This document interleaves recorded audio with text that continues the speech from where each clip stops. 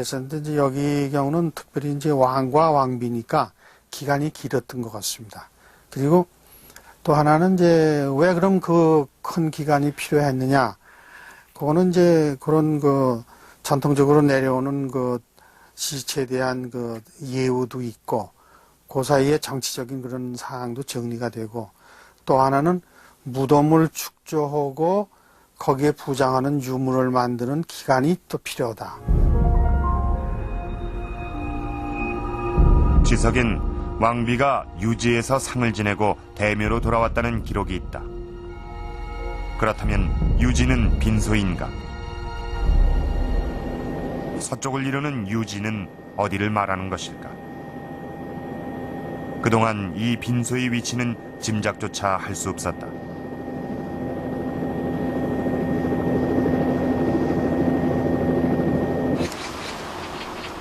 지난 96년 공주시 금성동에서는 공주와 부여를 잇는 다리공사가 진행 중이었다. 그런데 일사천리로 진행되던 공사가 갑자기 중단됐다. 다리의 통과 지점인 정지산에서 대규모의 유적이 발굴된 것이다.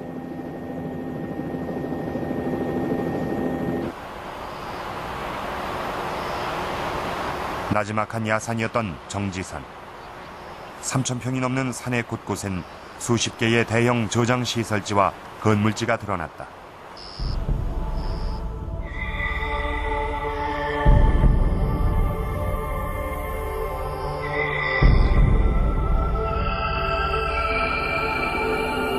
이 중 800여 평 남짓 산 정상의 한가운데 중심 건물지가 있다. 특이하게도 이 건물지엔 수십 개의 기둥구멍이 있다.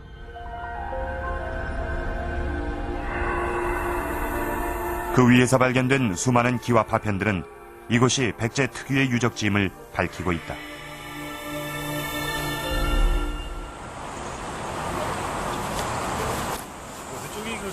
당시 정지산 유적 발굴에 참여했던 이한상 학예사는 이 백제 기와가 또 한 가지 사실을 알려주고 있다고 한다.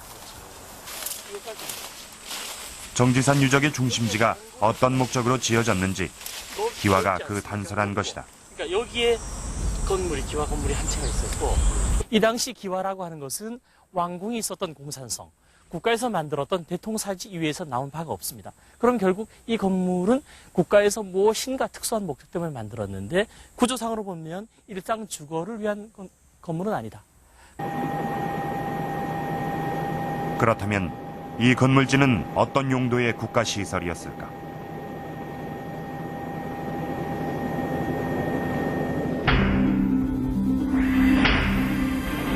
황씨로선 귀한 기와로 지붕을 얹어 웅장하게 지었을 건물.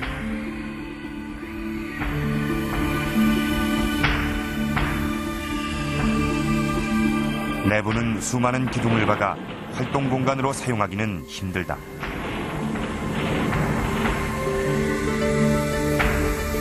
왜 내부를 쓸 수 없는 기형적인 공간으로 만들었을까?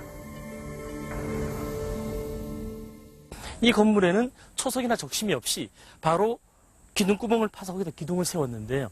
기둥이 6개, 9개 정도가 아니라 40개 이상의 굉장히 많은 기둥을 세웠습니다.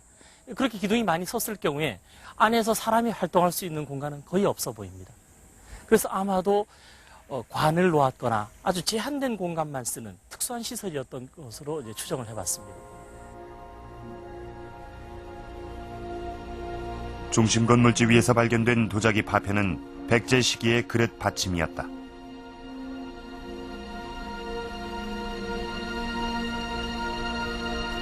이는 제사 등 특수한 용도와 관련 있는 물품이다.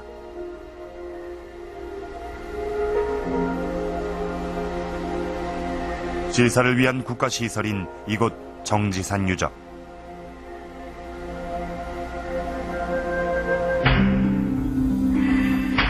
그렇다면 이곳은 과연 무령왕과 그의 왕비를 모셨던 그 장소일까?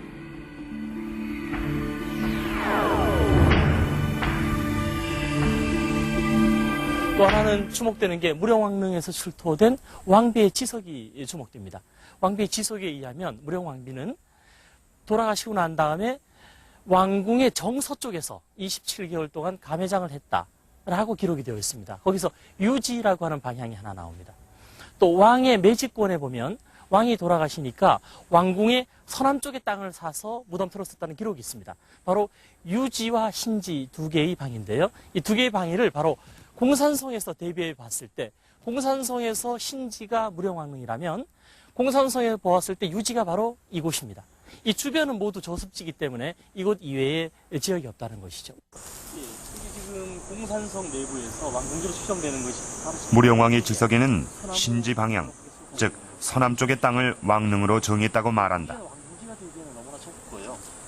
그렇다면 빈소가 있었던 곳 유지는 바로 정지산 제사 유적지란 것이다.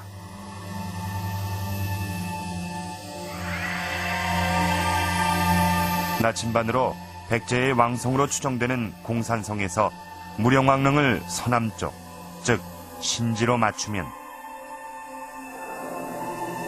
유지는 정확하게 정지산 제사 유적을 지나가게 되는 것이다.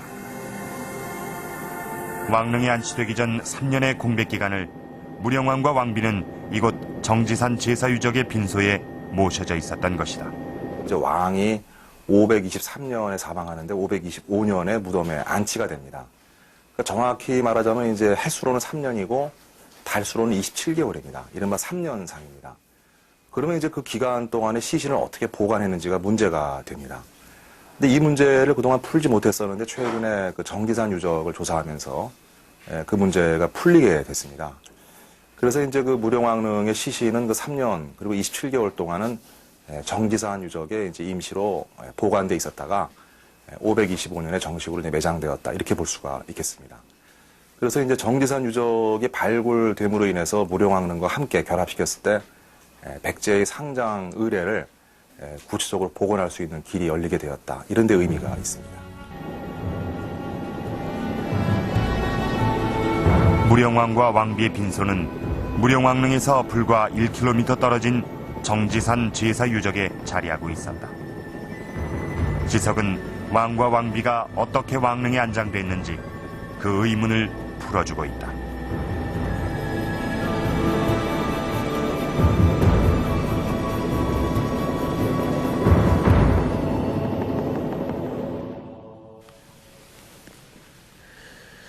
이 등잔도 왕의 관이 들어갈 때 그리고 4년 후 왕비의 관이 다시 들어갈 때 또 한 번 불을 밝히지 않았을까요?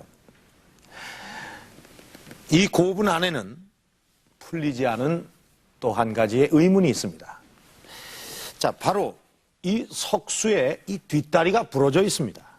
그런데 이것은 발굴 당시부터 이미 부러져 있었다고 합니다.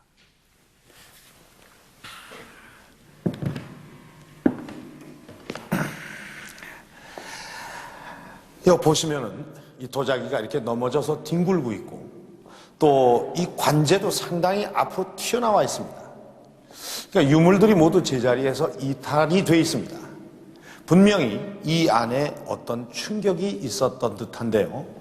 학자들은 이렇게 흐트러진 현실 안은 이 관이 사가서 무너져 내릴 때 그 충격 때문이라고도 하고 또 지진 때문이라고도 하고 또 이 현실 안에 물이 차서 유물이나 관이 떠다니다가 이렇게 됐다고도 하는데 이유야 어찌됐든 석수가 그 자리에 그대로 서 있는 상태에서 다리가 부러졌다는 것은 잘 이해가 되질 않습니다.